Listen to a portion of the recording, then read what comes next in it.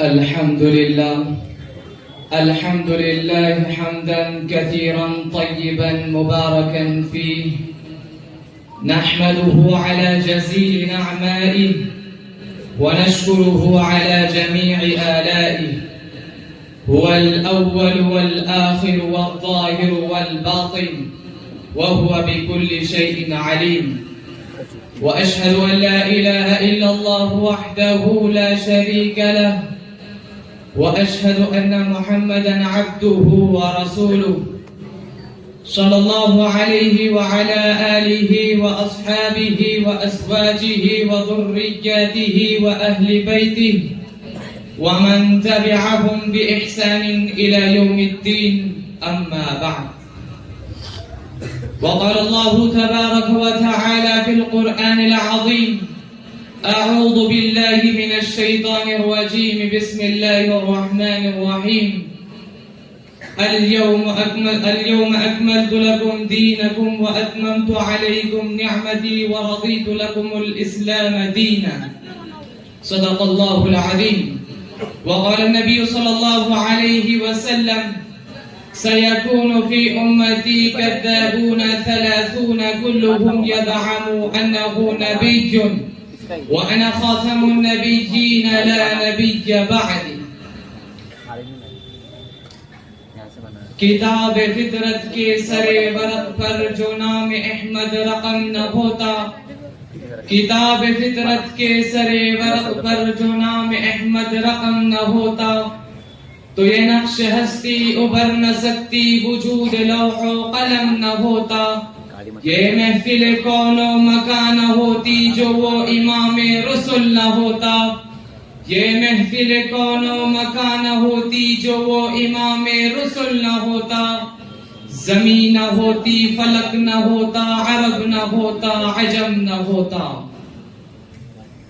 حضرات، آپ سبھی جانتے ہیں کہ اللہ تبارک و تعالی نے انسان کو پیدا کیا اور اسے پیدا کر کے یوں ہی چھوڑ نہ دیا، بلکہ اس کی رشد و ہدایت کے لیے کم و بیش 1,24,000 انبیاء علیہم السلام کو بھیجا، اور یہ سلسلہ حضرت آدم علیہ السلام سے شروع ہوا اور امام الانبیاء خاتم النبیین جناب محمد الرسول اللہ صلی اللہ علیہ وسلم پر ختم ہوا۔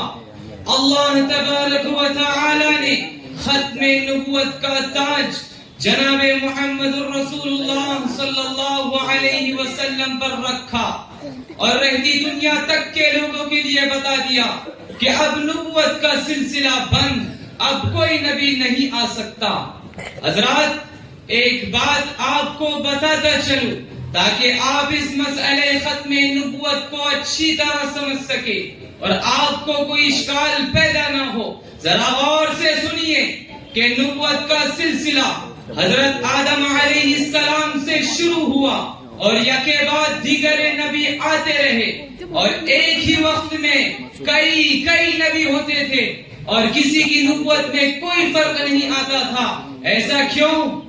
اس کی 4 وجہ اور صورتیں تھی جس کی وجہ سے یکے بعد دیگر نبی آتے تھے اور ان کی ضرورت ہوتی تھی۔ نمبر 1، کسی خاص قوم میں جس میں اس سے پہلے پیغمبر نہیں آیا یا پیغمبر کا پیغام اس قوم تک نہیں پہنچ سکا تھا۔ نمبر 2، پہلے پیغمبر کی تعلیم بلا دی گئی یا اس میں ایسا تغیر کر دیا گیا ہو کہ اب اصل تعلیم کا پتہ لگانا ممکن نہ رہا ہو۔ نمبر 3، پہلے پیغمبر کے ذریعے مکمل تعلیم و ہدایت لوگوں کو نہ ملی ہو اور دین کی تکمیل کے لیے اور پیغمبر کی ضرورت ہو۔ نمبر 4، ایک پیغمبر کی مدد کے لیے اور پیغمبر کی ضرورت ہو۔ یہ 4 وجہ اور صورتیں تھی جس کی وجہ سے ضرورت پڑتی رہی، لیکن جب باری آئی امام الانبیاء خاتم النبیین جناب محمد الرسول اللہ صلی اللہ علیہ وسلم کی، تو یہ وجہ ختم، یہ صورت ختم۔ قرآن اعلان کرتا ہے: ما كان محمد ابا احد من رجالكم ولكن رسول الله ولكن رسول الله وخاتم النبيين. قرآن اعلان کرتا ہے اليوم اکملت لکم دینکم واتممت علیکم نعمتی ورضیت لکم الاسلام دینا. قرآن اعلان کرتا ہے ان الدین عند اللہ الاسلام. اب نبوت کا سلسلہ مکمل، اب نبوت کی عمارت مکمل، اب دین اسلام کامل و مکمل، اب اللہ کی نعمت مکمل، اب اللہ کے نزدیک پسندیدہ دین دین اسلام ہے. اب اسی پر ایمان لانے سے ایمان کامل و مکمل ہوتا ہے. اگر اس میں کوئی تعویل کرے، اگر اس میں کوئی قسمیں نکالے تو اس کا ایمان نامکمل. اگر کوئی عقیدہ رکھتا ہے کہ لا الہ الا اللہ محمد رسول اللہ، کہ نہیں ہے کوئی معبود سوائے اللہ کے اور محمد صلی اللہ علیہ وسلم اللہ کے رسول ہیں، لیکن خاتم النبیین نہیں، خاتم المرسلین نہیں، بلکہ آپ کے بعد سلسلے نبوت جاری ہے.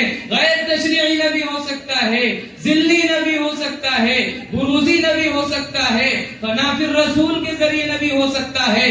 ایسا اعتقاد رکھنے والے کے بارے میں ہم ڈنکے کی چوٹ پر کہہ سکتے ہیں کہ وہ کامل ایمان والا ہرگز نہیں ہو سکتا، اس لیے کہ لا الہ الا اللہ محمد رسول اللہ کا تقاضا یہ ہے کہ جس طرح اللہ کے علاوہ کوئی معبود نہیں، اسی طرح محمد صلی اللہ علیہ وسلم کے بعد کوئی نبی نہیں، خواہ وہ کوئی بھی قسم ہو، تشریعی یا غیر تشریعی، دلی یا بروزی، ہر کس کو نبی نہیں ہو سکتا.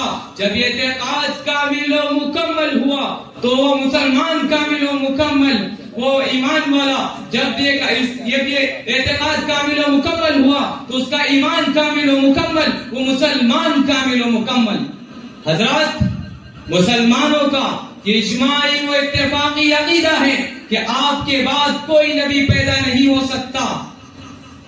قرآن کا یہی فیصلہ ہے کہ آپ آخری نبی ہیں. تمام صحابہ کا یہی فیصلہ و اجماع ہے کہ آپ خاتم النبیین ہیں والمرسلین ہیں.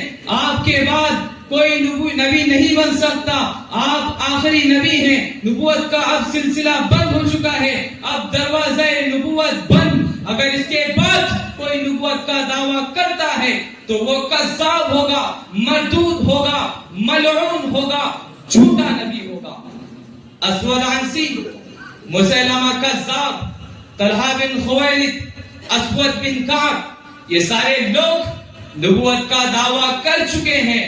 اس ہندوستان میں مرزا غلام احمد قادیانی نے نبوت کا دعویٰ کیا اور اس ہندوستان کے مسلمانوں کو کفر و ارتداد کے دہانے پر لا کھڑا کیا. مرزا اپنی زبان میں جھوٹا کذاب ہے، اس کی نبوت جھوٹی ہے، وہ انگریزوں کا نبی ہے، وہ اللہ کا نبی نہیں، مسلمانوں کا نہیں، بلکہ وہ دشمنان اسلام کا نبی ہے، وہ شیطانوں کا نبی ہے. آخری بات جو آپ حضرات سے کہنی ہے، امید ہے کہ آپ بغور سماعت فرمائیں گے کہ ماضی کی طرح آج بھی جھوٹے مدعیان نبوت، کذابین و دجاجرہ نئے نئے ناموں سے عقیدہ ختم نبوت پر ڈاکہ ڈال رہے ہیں، جیسے شکیل بن حنیف اور اس کے چیلے ہیں. اس لیے ہم پر لازم ہے کہ ہم عقیدہ ختم نبوت کی حفاظت کریں اور ایسے جھوٹے مکار اور اسلام کے باغیوں سے خود کو محفوظ رکھے اور بھولے بھالے سادہ لوگ مسلمانوں کی ان کے شر سے حفاظت کرے. والسلام علیکم ورحمۃ اللہ.